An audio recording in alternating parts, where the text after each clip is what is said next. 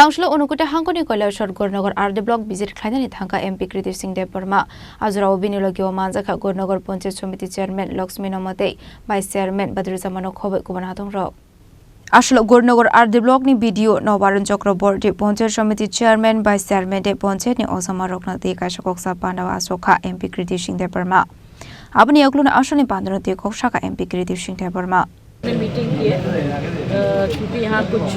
अपने माहौल लोग हैं जिसके हाथिया है और उनको क्या क्या दिक्कत आ रही है तो बस इसी हल का विषय किए और मैडम क्या क्या चाह रही है क्या क्या हम लोग कर सकते हैं तो हम लोग सब रुके में उम्मीद है कि इस साल ये लोग थोड़ा सा बजट अगर बढ़ा के दे तो बहुत सारे काम है जो हम लोग अपना गोमती अपना ऊनाकोटी डिस्ट्रिक्ट में